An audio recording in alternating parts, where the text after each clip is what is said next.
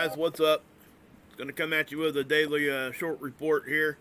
Yeah, so we're just gonna kind of jump into it, and that way you guys can get your update. And I'll come back on later on this evening with a live stream, maybe this afternoon. Not sure yet when that's gonna happen, but let's just get into it. Here's your Schumann, guys. Your Schumann update. There's not really a whole lot going on here right now. Obviously, behind here there was some spiking. We were talking about this 20 hertz that is still continuously there now. It's not going away.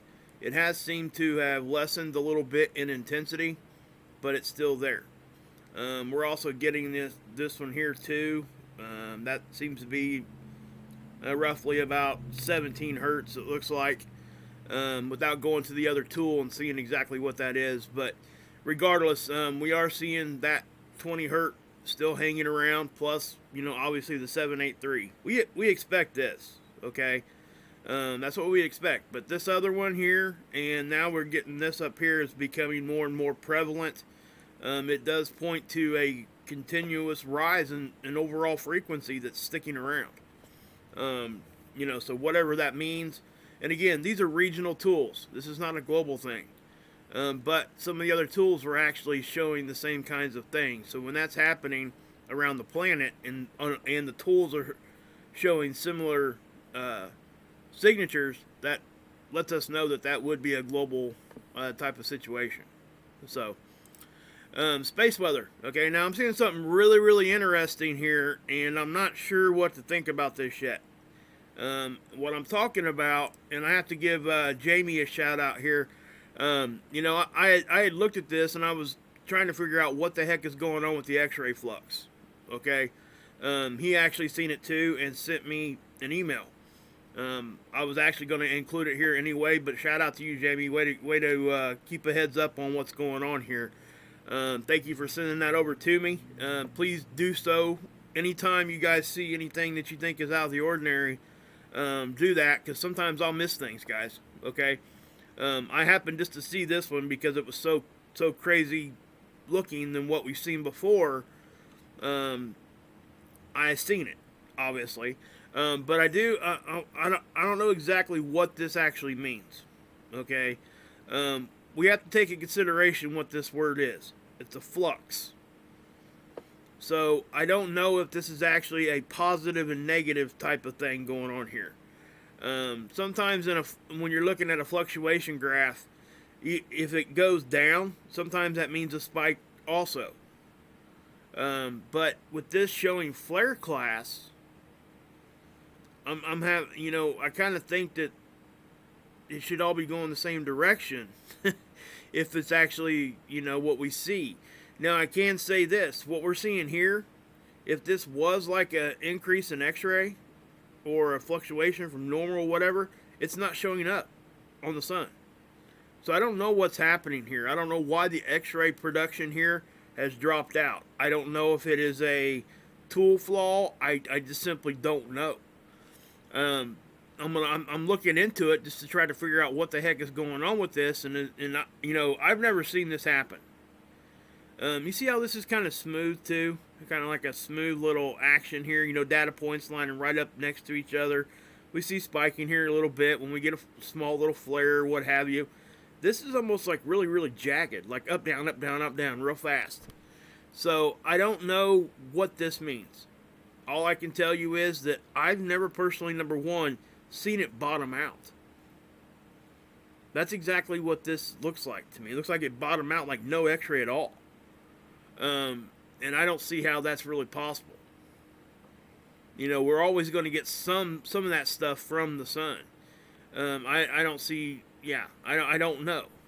I've just never personally seen this, and Jamie had a heads up there too, and seen it also. So that's telling me that a lot of people are starting to pay attention to this, and they're starting to understand what we're looking at here, that we need to, pay attention to these tools, and that's really been my goal since the beginning. So kudos to you, Jamie, for sending that over.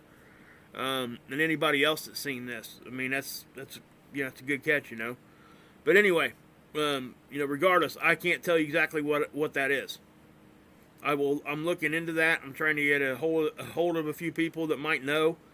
But I'll try to figure that out. And you know, obviously, if anybody's listening to this and they know what that is, please email me.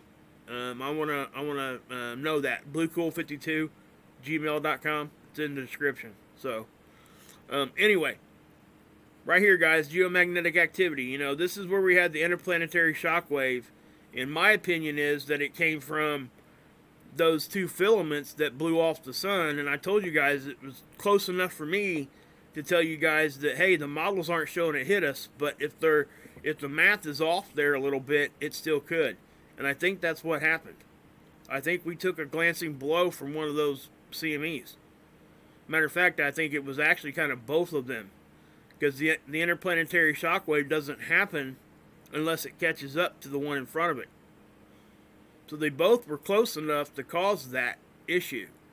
Now, it didn't put us in the storm level. We didn't see nothing crazy going on our planet or nothing like that. It just tells us that the interplanetary shockwave stuff is a real phenomenon. We've seen it in action right here at our planet. So, you know, none of this was expected. You can go back and look at all the predictions. Nobody was saying this at all, period. They weren't even saying it was going to get past the 3.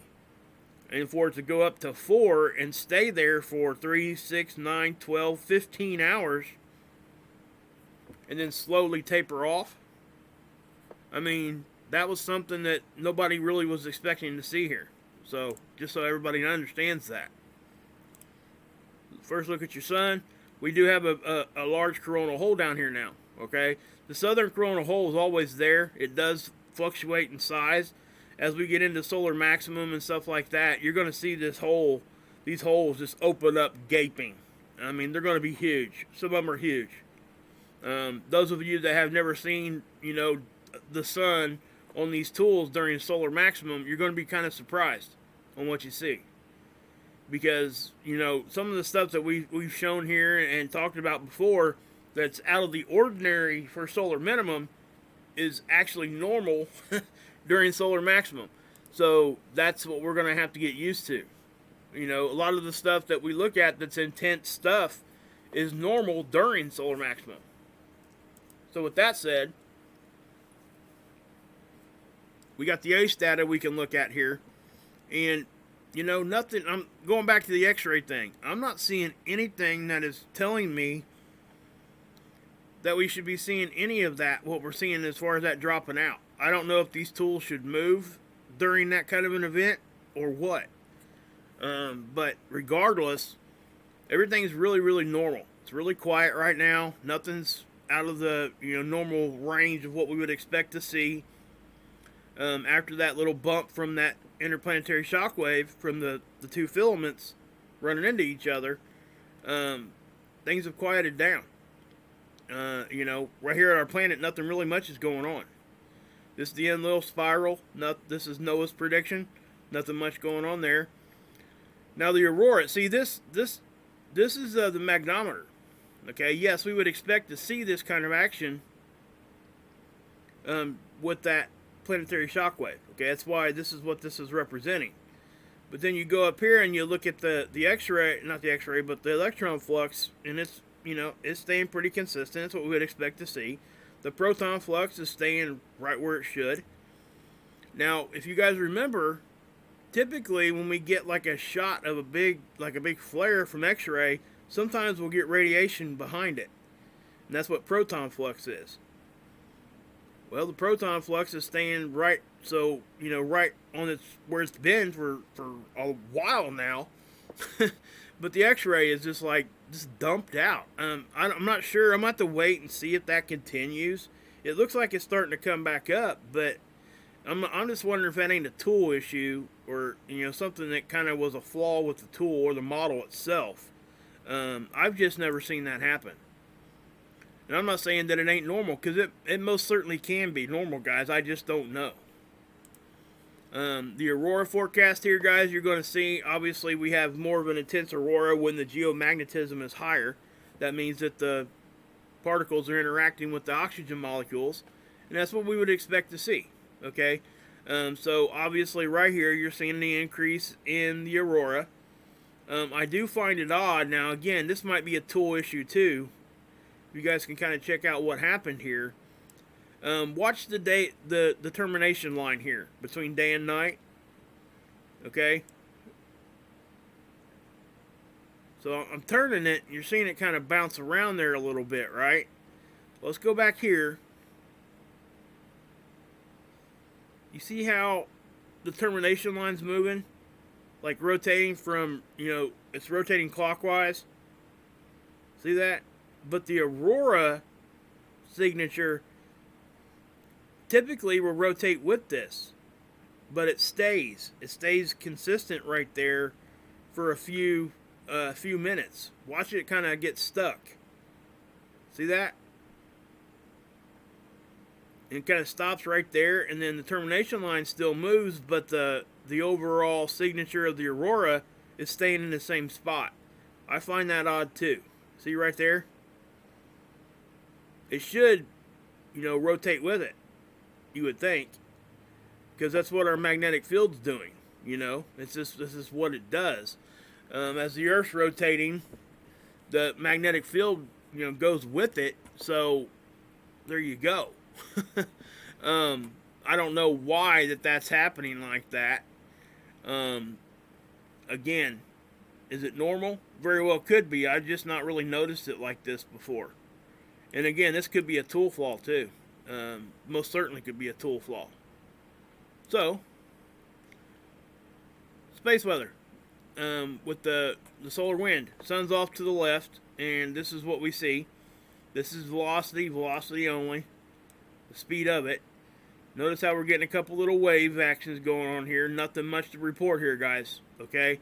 I'm not even going to waste too much time. Now, we do have a little bit of pressure still hanging around our planet. This does happen when we have geomagnetism. It doesn't just go away immediately.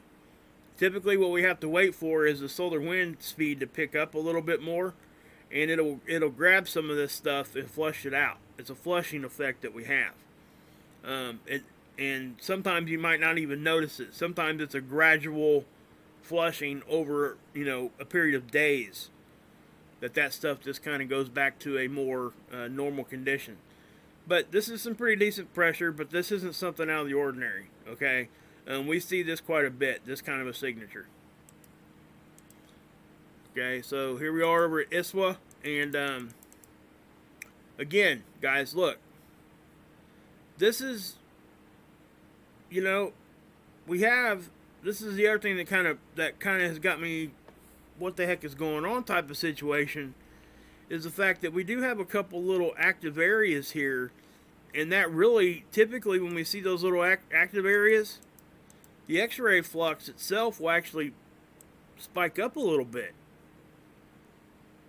This is producing Xray, okay, even as small as it is. We usually will see just a slight little jump. Now, if that turns into a full sunspot, obviously that will produce more Xray, but even this over here, it's still visible to Earth. That Xray is going out in all directions. So we should be getting some Xray from that. So for that Xray flux to be on the basement floor like that, I'm just not sure why. So, and that's why, guys, okay?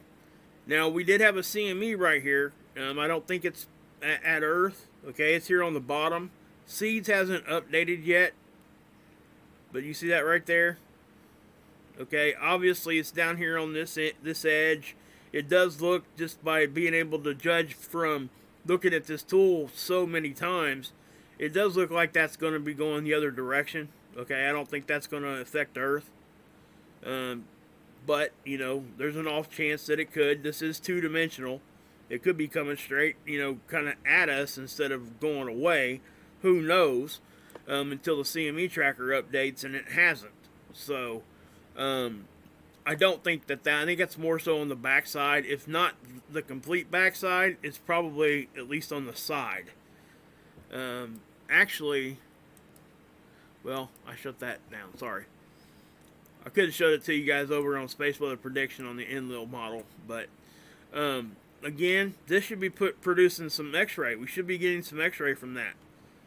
Okay, the Xrays get here essentially in 8 minutes. Okay, they're basically traveling at the speed of light, And, you know, so that X-ray flux being on the basement floor just doesn't compute to what we're seeing here. I'm not sure what's going on. I don't know if it's possible for us to block some of those X-rays. I'm not sure how that's done, the actual physics behind that, and what could cause that. I don't know. But watch this CME right here. You'll see it again. It's a filament. Boom. Breaks off. See that? Right in the middle. Snaps just like an incandescent light bulb like I've talked about in the past. The geomagnetism... yeah. Oh my goodness. The magnetism. The solar wind. Space weather. Charged particles. Right? This is what we're looking at here. We did right here at the beginning. This is part of that little event that we had. Again, yes, that's what if we get hit in the front, we would expect to see some of that, okay? Nothing really too much is going on around this, okay? But earthquakes did have an uptick, guys. We've had some decent-sized earthquakes, and we've been talking about that. And I think that, you know, the solar conditions are contributing to all that. So if I back this up to the beginning, you're going to see how the bow shock was definitely fluctuating. See that? Compressing on our planet. I went over this yesterday a little bit. And so that kind of continued until the geomagnetism went away. Not really much more to say there. Here is the Australian model. Again, this is the most simple one that we can look at, but it still gives us the same information. That's density, that's speed, and that's the BZ. The BZ, you know, went back to pretty much zero, so the angle changed, and it wasn't really so, the conditions weren't so right for stuff to be coming into our system. So, yeah. Also want to say this too, guys. When we're talking about the earthquake conversation and how space weather can affect that, I want to point out the fact that we talk about it, and we have to think about it in terms of like a capacitor. The Earth is like a capacitor. It will build and build energy, and it'll hold it until it can't hold it no more, and then it releases it. Okay? So just, you know, like if we get hit with like a CME or whatever, it doesn't necessarily mean we're going to see an earthquake right away or anything like that. But it also doesn't necessarily mean it doesn't have anything at all to do with the earthquake. Or earthquakes, because just that overall induction of all those charged particles into our system, it builds and builds and builds until it does release. So when it does do that release, it's contributing to all the other factors that we talk about. So I just want to make that point clear, because, you know, sometimes we forget that. And yes, sometimes when we have a big earthquake, it can be triggered, in my opinion, just from observation, by a big blast from the sun. Now, one big blast from the sun ain't going to be the only reason we see it. Okay? The conditions are going to have to be right, and the earthquake basically is going to have to be primed and ready to go before we get hit. If that's the case, and then, you know, the last piece of the formula that causes that earthquake sometimes is solar weather. But on the whole, just that overall induction of energy is what we talk about. Okay, so just understand that. You know, the buildup of all that. So that's what we look at, and that's what we look for. That's how we understand that space weather, in my opinion, does affect earthquakes. And it affects it all the time. So anyway, it's basically the induction of all that energy into our system. And then we can't, you know, we can only hold so much, and it lets it go. But this is the geoelectric field model, and what you're looking at here is space weather's effect on our electrical grids, or their prediction of it, on unnatural electrical components such as transformers and electrical wires, all that kind of stuff that's man-made. All right. So what you're looking at here is just a kind of little soft little increase. Okay, it's not really nothing real spiky, nothing real hard. There was a little bit of a spike there, but it wasn't too much. Seeds. Again, this thing really hasn't really shown us much on LASCO C2. LASCO C2 is the one that sits out in front of our planet and looks at the sun. Okay, that's the SOHO Observatory. And that observatory is a satellite that sits out in front of our planet, about 1 million miles closer to the sun than what we are. And that's where the camera is at. Okay, that's where this is at. So that picture is coming from that position in space. When we look at this, that's that position. So it's as if we walked outside and looked at the sun. Notice how we're only getting a couple hours here. Not even a couple hours, like an hour. So we're not getting too much information here. But we can go look at stereo A, which is over here to the side. Okay, it's our sideways view of the sun, and it will also give us a partial backside view because it's sitting here. The Earth is over here, so the angle that we get to see, we do get kind of a backside view of the sun here. This is the occulter. It's just a black disc that's on the camera that blocks the main part of the light from the sun, so it can even get a capture at all.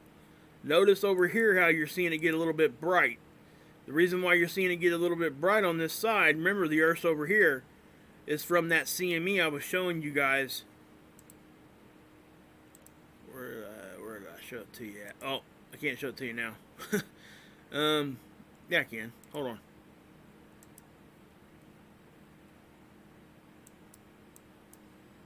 Right here. Okay, let me push play. We'll show it to you one more time. Right there. That's why it's getting bright, I think, on stereo A. So I do think that that's what's causing that little bright signature. Now, with that being said, you know, can we have other stuff going on? Absolutely. You know, does it mean we're going to? Who knows? We just got to wait and see. All this kind of stuff that we talk about here, guys, you know, there's almost nothing hardly ever definite when we're speaking about space weather. Okay? You know, on the whole, we have to understand that things are going to fluctuate always. There's almost hardly anything definite when we're talking about space. We just don't know enough about it. It's just a fact. This is the CME tracker. Again, this is going to show you how the interplanetary shock wave can happen. Basically what happened was you had the first one fire off, and notice even on this graph, the second one's moving faster. Okay, so when it catches up to that energy, the electromagnetic fields of each particle start interacting with each other, and it causes that interaction is what we see with the shock wave. That's what causes that shock wave. Okay, so just know that. That's what happens there. I also find it interesting that this, you know, the key we got here, you see this is a top-down view of our inner solar system. This is Earth, that's Mercury, that's Venus, and then you got satellites, right, out here. This is the Parker SP. Watch what happens at the end there. The last day of data there, the satellite goes off this grid. I'm not sure why, but they took it off the tool there. Maybe because it got real close to the sun and these two graphics couldn't be in the same spot on their model. I don't know. I don't think anything crazy is going on here, but it is right there in front of our planet where that goes missing. So I don't know. They sent this thing in motion. It most definitely is getting close to the sun right there. So that's what I would say to that. Spaceweather.com. Guys, check this out. Ain't that cool? It's from that planetary shockwave, interplanetary shockwave. Cracks in our magnetic field and the angle of which it came in. This is what caused. This is what the auroras look like. So yeah, they even say here. Let's see here. Surprising forecasters, an interplanetary shockwave hit Earth's magnetic field on January 11th. It says here, did not trigger geomagnetic storm because it didn't. It says, however, strong magnetic field downstream of the shock front opened a crack in the Earth's magnetosphere. It's exactly what I was talking about. Solar wind poured in to fuel a nice display of Arctic aurora. It came in pretty much on our poles, but it did spread out some. So we did see it down a little bit further. But they even, they talk about this, and it says the shock wave was not expected. In retrospect, perhaps it should have been. On January 8th, a huge filament, and see, they're going to say exactly what I told you guys 3 days ago. a huge filament of magnetism launched itself off the surface of the sun.